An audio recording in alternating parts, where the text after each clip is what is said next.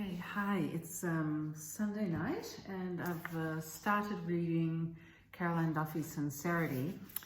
Look, I've read about the first 10 pages. The first thing that I notice and I really love is her use of rhyme. The dexterity with the form, with meter and rhyme. So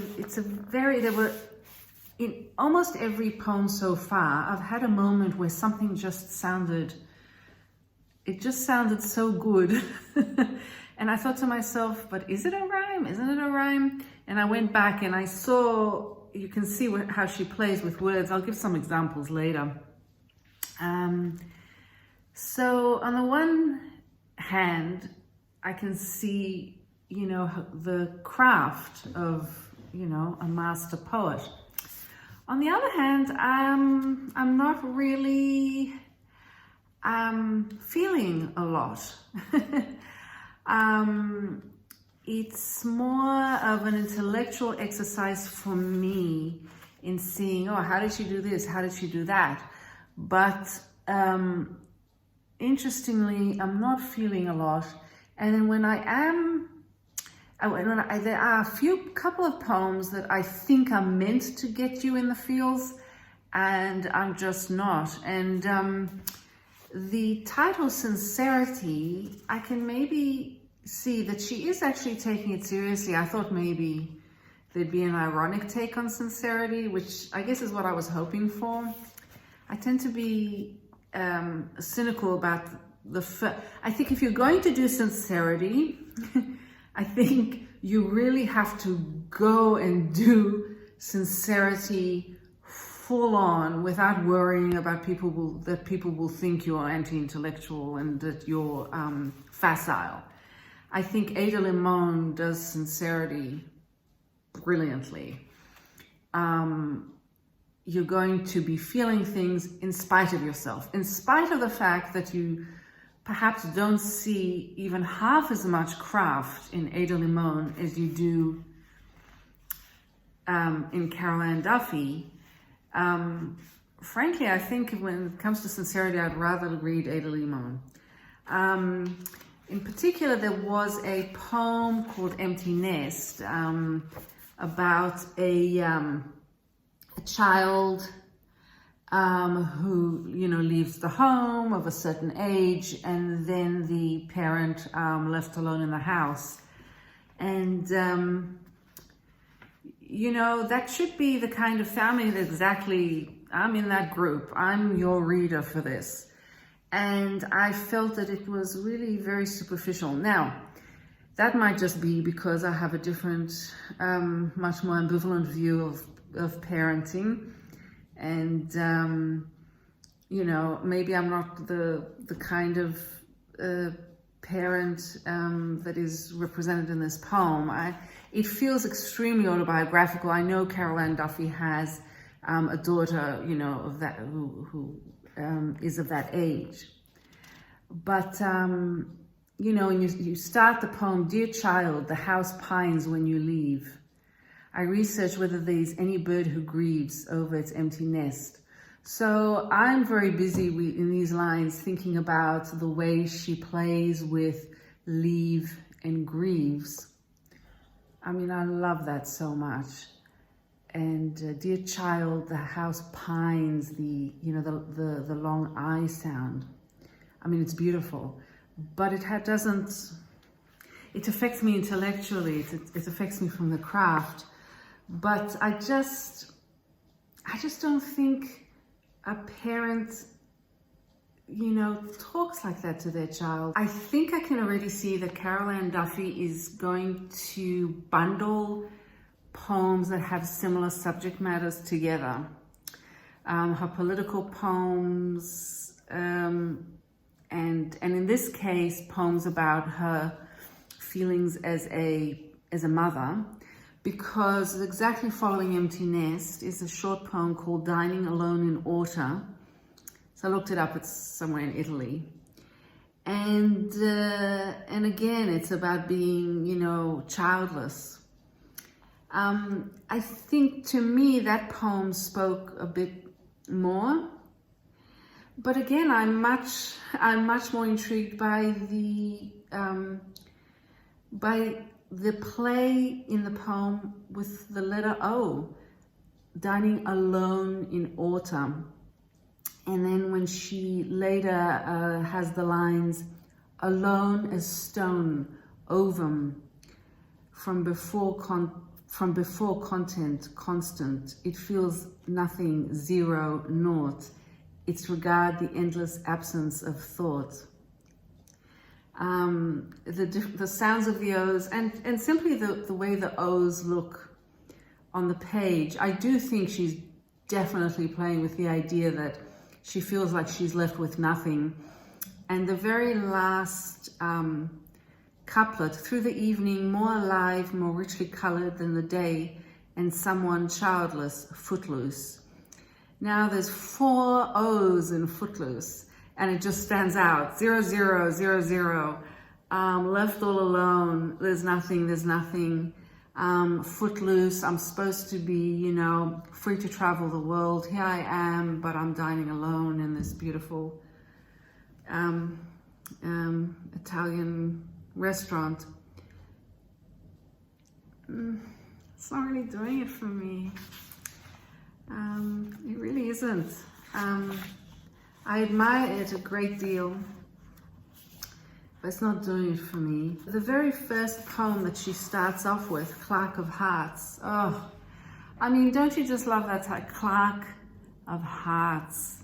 See, that's, you can't fault her. She's just so clever with the use of sound and words.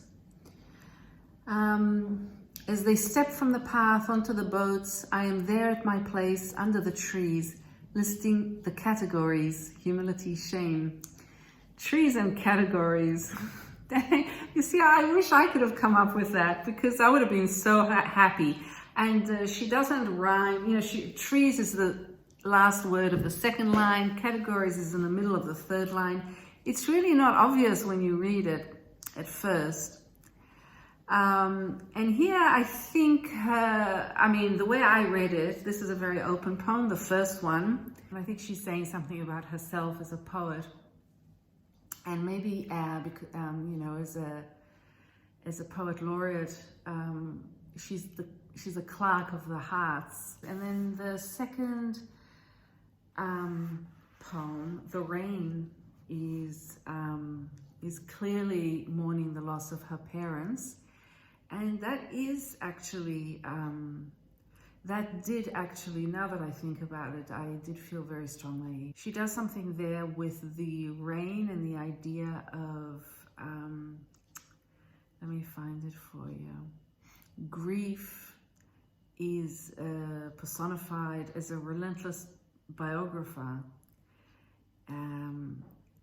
pouring over your ruined books, persistent till every surface is soaked. So she brings in the rain as well. The clock's hands float on its drowned face, and photographs swim from their frames. And hours of sorrow, rain, rain, sorrow. Why climb the stairs to lie down there, be drenched, tasted, known by the pitiless rain? And in that last line, you have dead parents. So until that point, you're not sure really who she's talking about, who's died, what's happening, who is she mourning. She makes it very clear at the end. It's an interesting choice. Hi, so I need to, it's Monday morning. I am taking this guy out for his walk. Right on time, babe. That is Augustus, otherwise known as Augie, our greyhound, who we adopted a year ago. Hang on.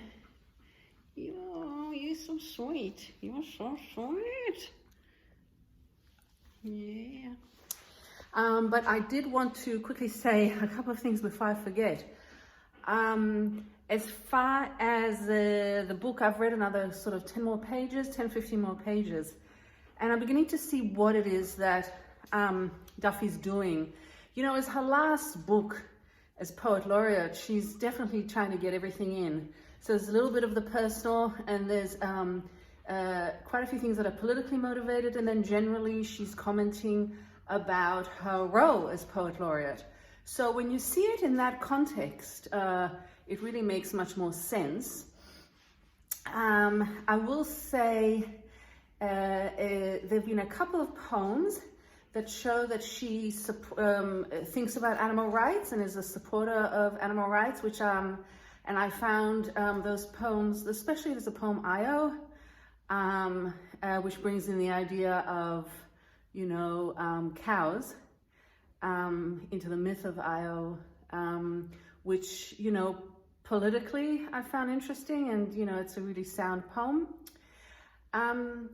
Yeah, apart from that, I'm going to leave I'm going to put up a flag here to remind myself when I get back from my walk, if I have the time, to quickly talk about how I am navigating the idea that I don't know what I don't know, as far as facts that the poems might be based on, and that tends to make me, it makes me tend to Google a lot of things, and I think she didn't put any notes in the back. Sometimes a poet will put notes in the back with some explanations that are needed with context, and there are none. So I'm wondering if Duffy actually doesn't want us to Google anything, in which case some of the poems, really the meaning would be lost, but in other cases, especially one poem which I've just been thinking about, which I'll mention when I come back. In that case, I think I harmed the reading of my poem by looking things up, because I gave it too much literal context. So that's something interesting. Okay, I think we're going to be going for a walk now. Someone has been waiting very patiently. So I'll be back soon. Thank you. Bye.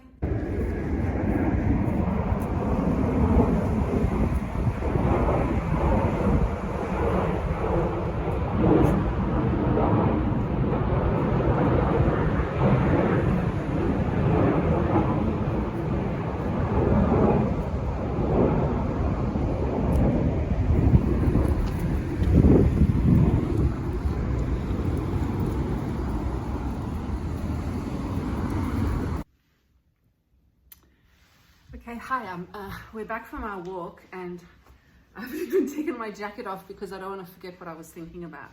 So coming back to what I was saying before, the poem I was referring to is Skirt Full of Stones.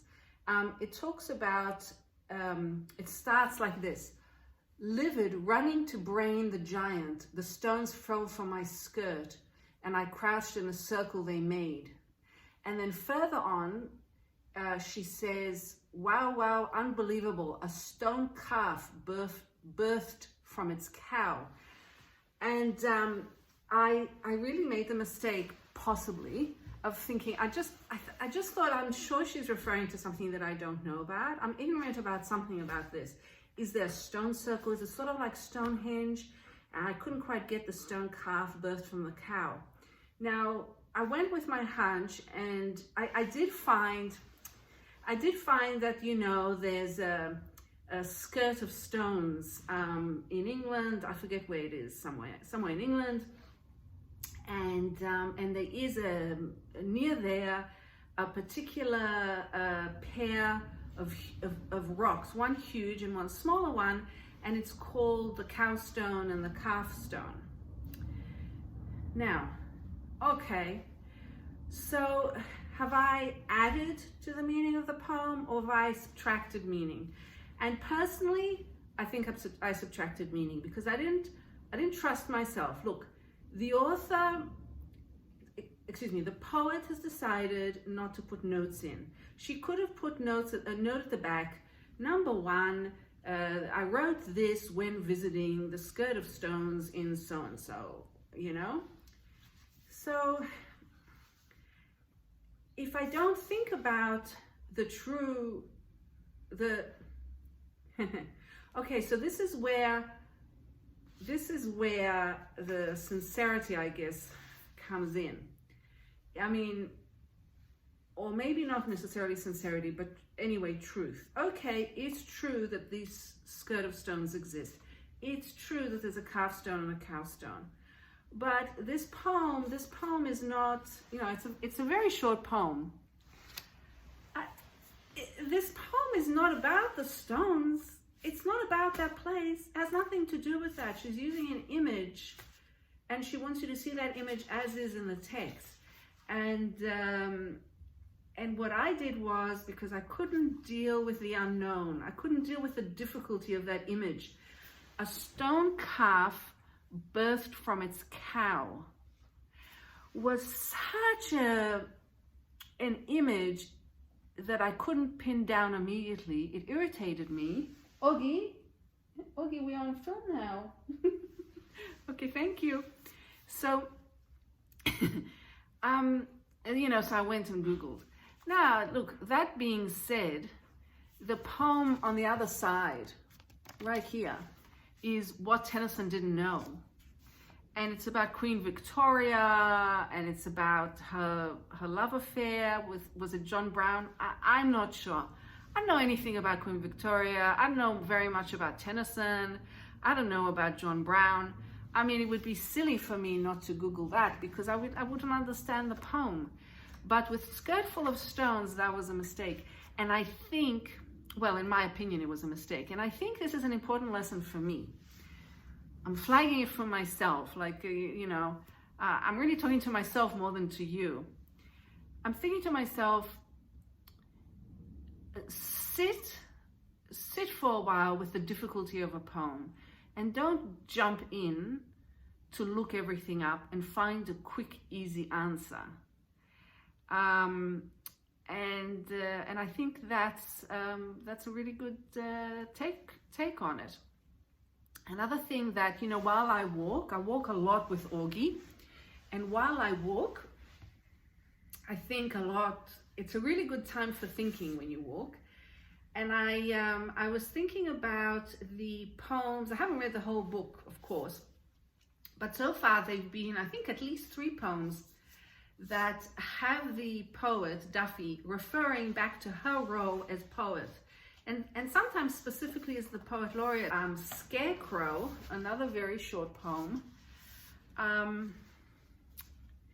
She takes on, the speaker in the poem takes on the role of the scarecrow. I'm liking the name Scarecrow and the way my spine roots me to the earth. And then she goes on to describe herself.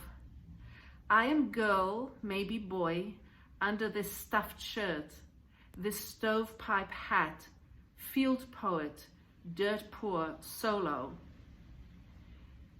Later on, and my verse moves from the wormy draft at my root by way of the Reinhardt koi in my suit. And the very last line, oh, you see her rhymes are chef's kiss, but the last line, I compose this whole world, and I am it. I compose this whole world, and I am it. Let's see if that. I'm beginning to get a feel of how she writes, and I'm getting to feel good about it. Much better than yesterday when I was, having these expectations that weren't met, blah, blah, blah. Blackbird on the very next page. I think that also is self-referential. It's a sonnet, and it actually has, it's a story in sonnet form. So I can actually say, for once I can say this poem is about this, because it has a plot in a way. So the speaker in the poem is has been given a slice of the king's pie. So already I'm thinking, oh, okay, well, she's the poet laureate, the king and the queen of England, and a blackbird is singing on the plate. It's almost as if she's opened up this package and she sees this blackbird. The yellow halo of its eye was a ring to marry song, its golden beak a nib to write on days. There's a definite signaling of how she sees her role. So I think that's it for the moment, and I'm going to continue reading it later, and I think I'm going to finish it today. Okay, until next time. Hi. Um, well, the sun is setting.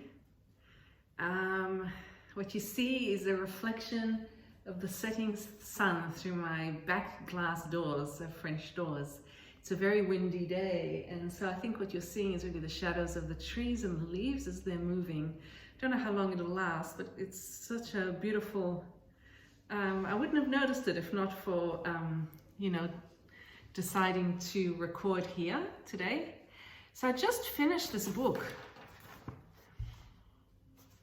I love it. I love it. It took me until about halfway through, maybe a third of the way through, to really understand what it was doing. And look, disclaimer, there are some poems that are just not for me. You know, that's always going to be the case, always. I would say some poems, they feel almost like fillers, but I think that's the prerogative. You know, the thing is, when you're in the hands of a master poet who's in the latter part of her life, who's seen it all, who's tried it all, who doesn't have anything to prove, she can have fun in any way she wants to.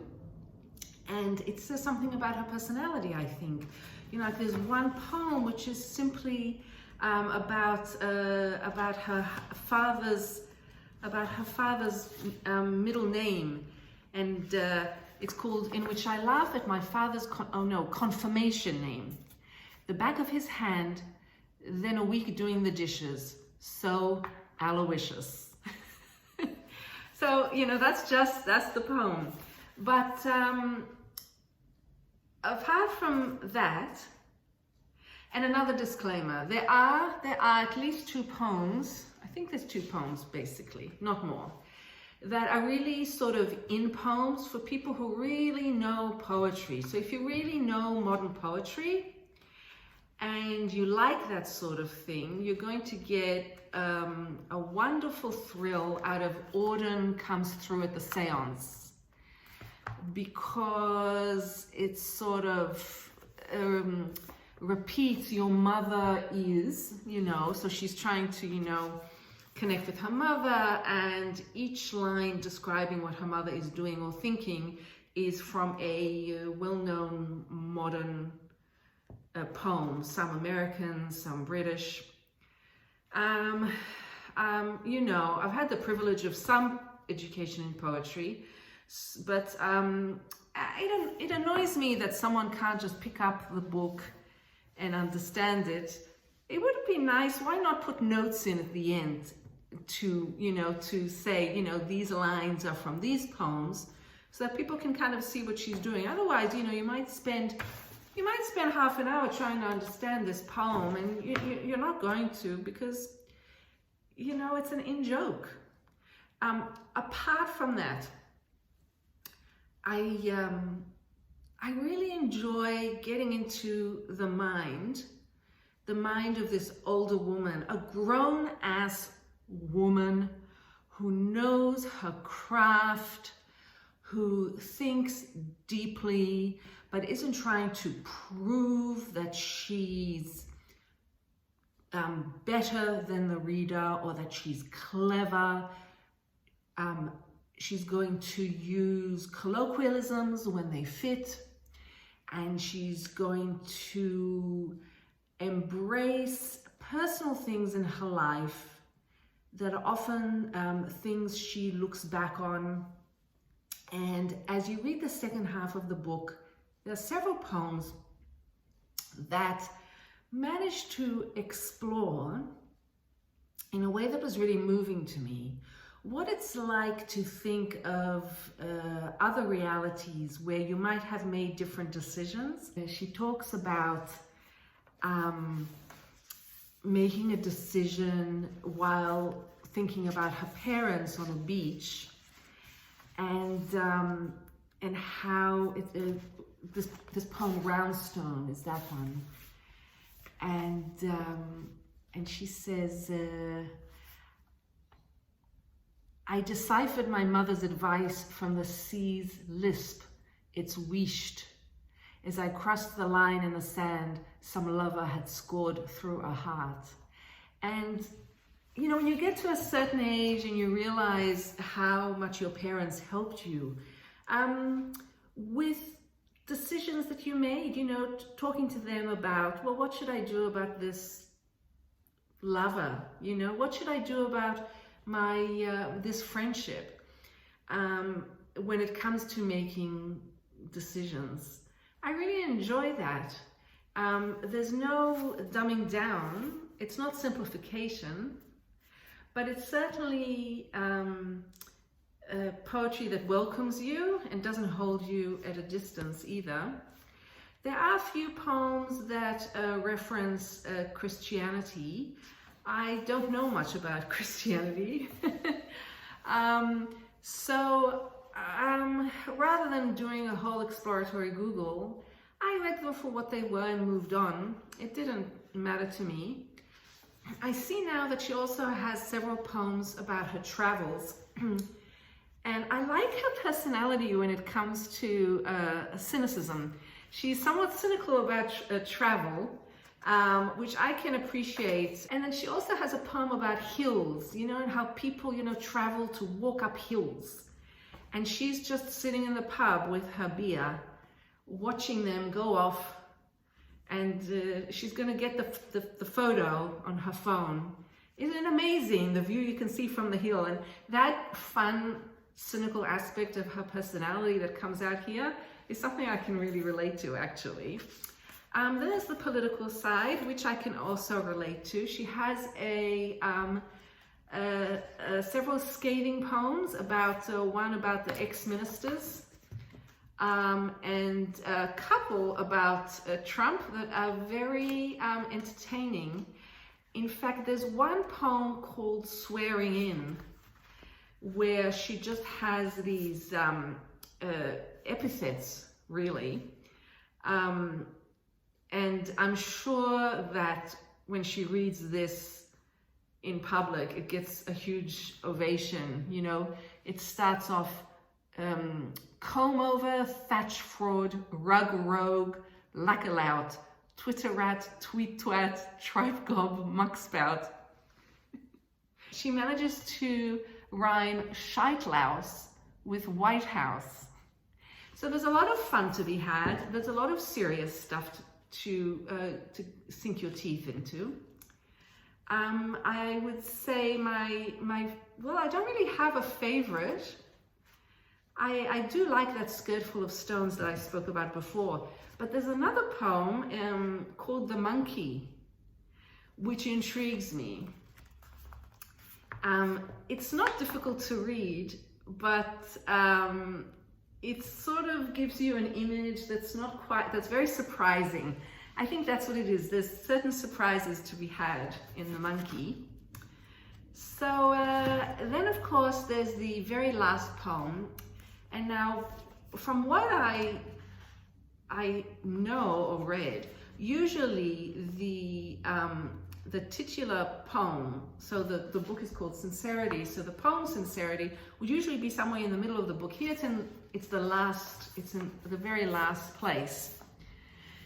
And now I can see, having read through the book and having compared, you know, the first poem, you know, if you do get this book, note that the first poem, Clerk of Hearts, has an I, you know, the first person, the speaker of the poem, who is, you know, taking note of the many hearts around the I.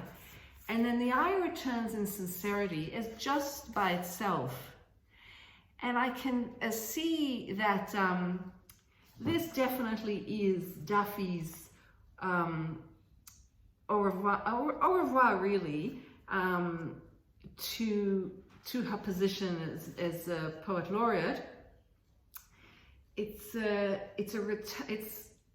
when I return to you, I return simply as the one I.